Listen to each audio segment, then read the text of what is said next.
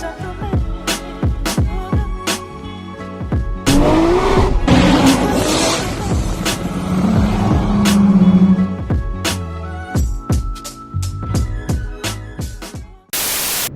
and hello. So we are heading to pick up my engine covers, and I am so excited to have these things about 98% done. They ain't 100% yet, but we pretty close. So they've been Cerakoted. We're gonna go up, have a quick chat to Simon, just about the process of, involved in Cerakoting, and check these things out. Like, I haven't seen them in the flesh yet, so I'm so stoked to see them. Yeah, this should be pretty awesome.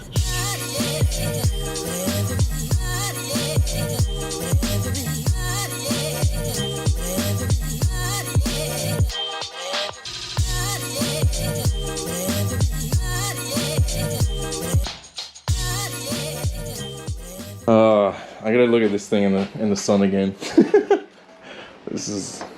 I'm so stoked with this, to be honest. Like, I was worried because, like I said, it's a big piece, and it's like a big flat piece. So yeah, it is. The thing is with Cerakote, it's very thin, so any imperfections, any dents and dinks and stuff, they're going to show through because it's not like powder coating where it's thick.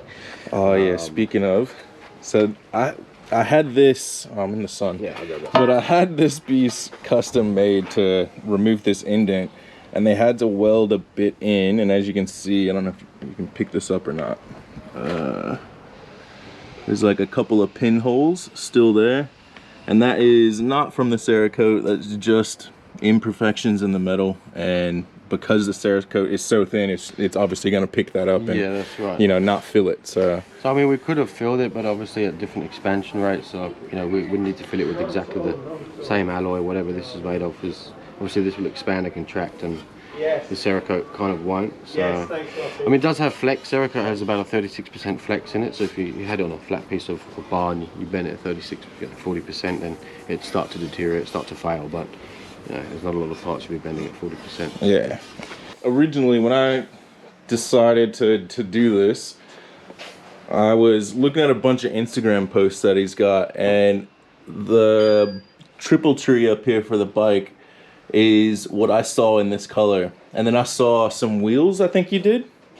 Yes, and the wheels we've done. Are they still here? Oh. They are. They've got a bit of DOT4 on them, a bit of brake fluid, but I haven't cleaned them up very well. Yeah. Dude, that color. Like, I was so worried that was... Because this is a big piece, but it's still like a bunch of smaller pieces, It is, and it's quite deceiving. It does absorb quite a bit, and it uses a lot of paint, like rims and big parts like that. They do use a lot of paint, and it's tedious. Because if you touch the paint, or you hit it with something, or you knock it, the whole part is ruined. You have to start literally from scratch. Yeah. So if you knock it, there's no like cover over it or spray over it. You literally have to bake it, blast it back off, clean it, go through all the steps again just to repair that one part. You can't just go over the top, which is part of the process. Yeah. Dude, these covers look freaking amazing. Like, insane. You coat guns and stuff with that, and like the chemicals to clean weapons are, that's right. Pretty strong. Yeah. So if that can take that, look, it does wear, of course, like everything. It's not bulletproof. It will eventually wear if there's like a safety on a gun, which is on and off, on and off. Yeah. Then it's gonna wear on that part. Yeah. But its chemical resistance is great, man. It's just phenomenal. Like, you can clean it with anything, like brake fluid if you like. It just doesn't care for anything. Hopefully we don't see brake fluid on my covers. It's not a problem. I had I was bleeding my brakes on a bike, and I just got DOT4 everywhere, man. I just left it. I just say, how long can it stain it? I think it was there for like a week, 2 weeks, and just wiped it off, man. Didn't even tarnish or anything. Oh, well, that's sold. It's pretty good. All right, so these covers are pretty much done. We got a couple more pieces to go pick up, and then we'll go back to the cave. So the next piece of the puzzle is here. And my favorite part about living in Australia is I can just come straight to a shop and get what I need. Dang, that's single turbo. That's dope. Got my foam baffles, some half moons, and the center badge. So that'll complete the covers, and I still need like 2 more pieces, but it should be pretty sick. Back in the cave, and these things just look incredible, man. I am so stoked with that. I was really iffy on the bronze, but especially being a Cerakote and how thin it is, but that is killer. I love it. Went past High Octane, grabbed my couple of smaller items, and I still have a couple more things to go, but basically just got the foam that goes inside the baffling. So oil is meant to go through that hole, then filter through, come out these holes, which your foam is on top of, and then that's the front of your cam cover, which has a little splash shield by it as well, just to try and minimize the oil problem, which is the Achilles heel of the RB. No matter what level of motorsport you're at, you're gonna run into it. If you run E85 or an old tired cylinder head, anything like that. I also picked up the R34 badge, which goes on the center valley cover, which I was gonna actually not get this one.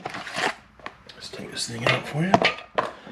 So this one is the black basic R34 badge, and they also do a Nurspec version that's, instead of the black, has like a bronze to it, which I didn't know about. This one was already here, so I said, screw it, we're gonna run with that one. And then I got some half moons. So these are basically just billet items that replace the rubber ones that go on the back of the head, which you can't really see. I need the actual head to show you, but you can see the half moon sitting there. All right, so we'll chuck that right there, and we'll chuck the center cover on, which is this guy. So it'll sit something like that. Oh yeah, that is killer.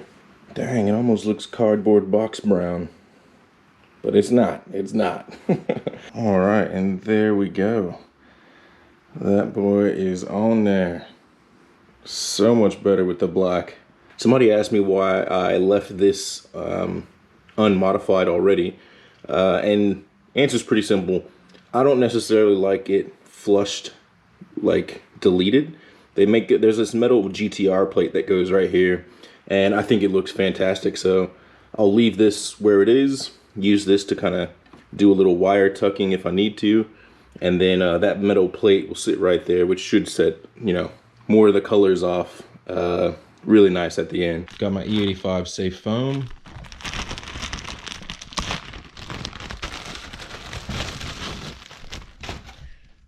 Two per side. Boom, just like that. Just push it in there. Then your baffle just pops over the top. Give it a little press down, put your screws in, and it's in. You seal it up. Now I think I might have the screws. All right, so this actually might take a minute. So I'm just gonna do some editing magic. Yeah, that didn't work. But I did find them, and went ahead and put the baffles in, so there you go. The foam is underneath. GoPro, do your thing and hopefully let them see that. Foam's in there, but I'm not gonna seal them up because I don't want if I've got cam cap studs, those holes may not be big enough, because my last setup, I actually had to drill those out a little bit bigger for the studs to clear. So I'd rather not just seal it up, just for CRD, not to have to take it apart again. So I'll leave it unsealed. The engine's not running right now, so no issue with oil, you know, whatever it would do. But yeah, the engine covers are now officially done. We got this boy right here. Them bad boys right there. They done. So that'll be it for this one. Thank you guys so much for watching. I appreciate every single one of you that are following along the journey with me. I know it's been a really long road, but progress, not perfection. So I'm striving for both, but it's a long road. So I do appreciate everybody kind of taking this journey with me. Anyway, that'll be it, and I will see you guys on the next one.